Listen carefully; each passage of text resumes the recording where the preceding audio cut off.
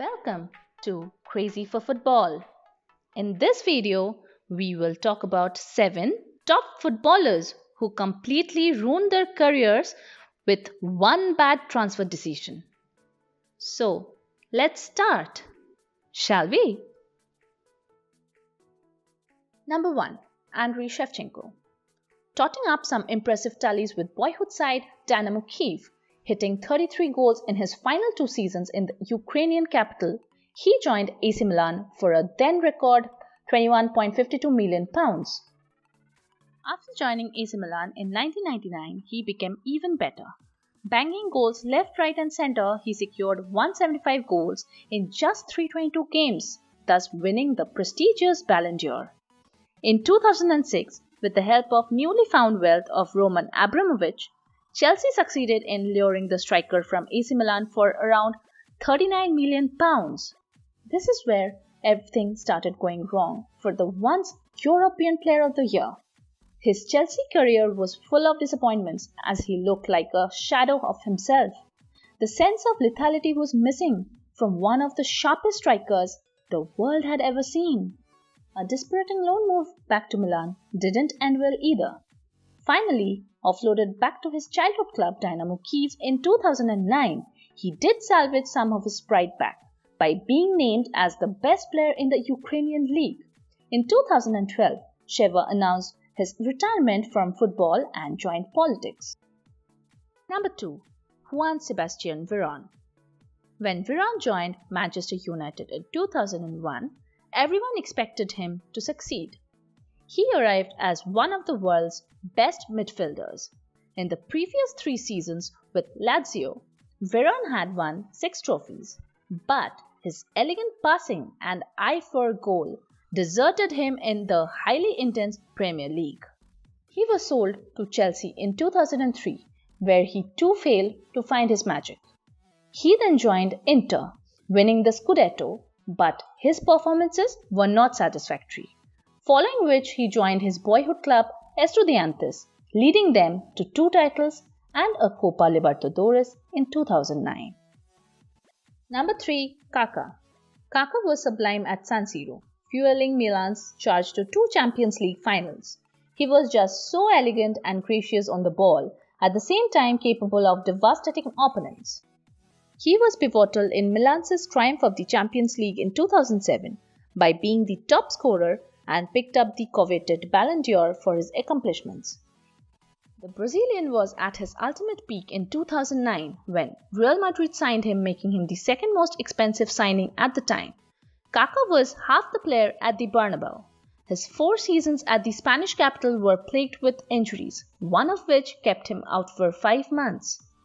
The dominance of Barcelona at the world stage and the rise to power at Madrid of a certain machine named Cristiano Ronaldo meant Kaká couldn't forge out the legendary status for himself at Madrid, which he was destined to do. What followed next were moves to Milan, a brief stay at the USA with Orlando City, a loan spell at his boyhood club Sao Paulo FC, before finishing his career back in the USA with Orlando City. Kaká's decline was very saddening to see. It's hard not to imagine how happily things might have panned out had Kaká's Real Madrid career bloomed. Number 4. Andy Carroll. Andy Carroll's story since his £35 million transfer to Liverpool is rather sad. The Geordie loved his boyhood club Newcastle but agreed to join the Reds because he knew the significance of such a ridiculous sum of money to the Magpies. At Liverpool, he was struck down by poor form and series of relentless niggling injuries. He joined West Ham, but luck with injuries didn't change. Carroll returned to his boyhood club Newcastle in 2019, thus ending a 7-year stay in East London that has seen the 6'4" striker make 142 appearances, scoring 34 goals. Number 5. Mario Götze. Before moving to Bayern Munich in 2013, Mario Götze was perhaps the most coveted talent in world football.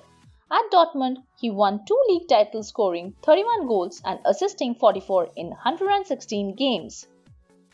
He joined Bayern at the same time as Pep Guardiola. Though his stats were impressive, he couldn't adapt to Pep's tactics at Bayern. After only 15 appearances in 2015-16, Bayern offered him a way out and he returned to his old club Borussia Dortmund. But his second stint was not the same as his first. He was diagnosed with a metabolic disorder. After recovering from the illness, he returned to playing for Dortmund, but perhaps he isn't going to be the Super Mario he once was. Number 6. Fernando Torres. An obvious name in this list. Torres joined Liverpool from Atletico Madrid, having scored 75 goals for the Rojiblancos in La Liga. He became an instant hit at Liverpool by scoring his first goal for the Reds on his home debut and scoring his first hat-trick a little over a month later. A goal-scoring monster, he scored 81 goals in just 142 games for Liverpool. However, injuries forced him to miss nearly half of his last 2 seasons at Liverpool and his form started deteriorating as a result. So when a mammoth fee of £52.65 million was proposed by Chelsea, it was hard to turn it down. But that being said, he was still a world-class striker when he left Anfield. After joining the Blues in January, Torres' career took a nosedive as it took him 3 months since recruitment or an equivalent of 903 playing minutes to score his first goal for them, which was also his only goal for the Chelsea in his debut season.